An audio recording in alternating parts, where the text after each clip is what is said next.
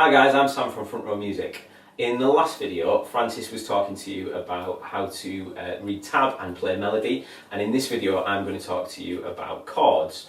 So chords are super important. Any melody line that we might hear will always have chords running underneath them. So let's start off with what a chord is. So a chord is where we play more than one string at the same time. Now chords can have different kinds of sounds, so some chords can sound nice and happy, some chords can sound a bit more sad, and chords can have different kind of other sounds as well. So some can sound maybe a little bit mysterious, and they can maybe even sound a little bit scary and frightening as well. So we're going to get into playing a chord. Now the very first thing that we need to know is we need to know our different finger numbers. So we're going to make a fist like this, and then we're going to start with number 1 finger, number 2 finger, number 3 finger, and then number 4 finger. So the first chord that we're going to play is called a G chord, and what we need to do is we need to take our number 3 finger, we need to press it down on the high E string on the number 3 fret. Now normally I would be playing with a plectrum, but you might not have one of these at home, so I'm going to throw this one away. Sorry mate, sorry about that. What I'm going to do is I'm going to use my thumb to play instead. So what I'm going to do is miss out the top 3 strings, and then I'm going to play the rest of them with my thumb to make a G chord. So now that we've covered that first chord, we need to know how to write these chords down. If only I had a whiteboard though. Ah, perfect. So let's get into reading chord charts. So the very first thing that we need to know about chord charts is it's like a picture of a guitar. So if I grab the guitar here, what we've got on the board here is like a snapshot of this top bit of the guitar here.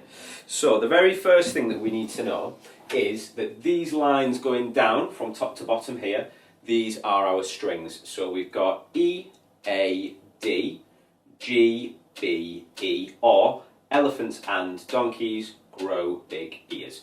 Next thing we need to know is these spaces here are our frets, and we've just got the 1st fret, 2nd fret and 3rd fret. And if you're not sure, the little bit at the top here, that represents our nut, so that reminds you where that is on the guitar. Next thing that we need to know is inside the circle here we've got our finger numbers. So I've very perfectly prepared a picture of a hand here, and we've got our different finger numbers starting from our index 1, 2, 3, 4. So with this chord chart here, the G chord, we've got our 3rd finger that's pressed down on the E string, the high E string on the 3rd fret. The very last thing that we need to know is what strings to miss and what strings to play. So any strings that have got a cross on the top of them, that means we miss them out. So we've got E, A and D that we're going to miss out, and then this circle here tells us which string to strum from. So once we've made sure that our finger is pressed down on that string with that finger, we're going to strum from the G string down to the bottom string, and that's how we read chord charts. So now we know how to play chords and read chord grids. In the final video, Max is going to talk to you about strumming patterns and rhythms. But if you want to stick around here for a little bit longer, I'm going to show you the chords to I've Got a Feeling. 1, 2, 3, 4.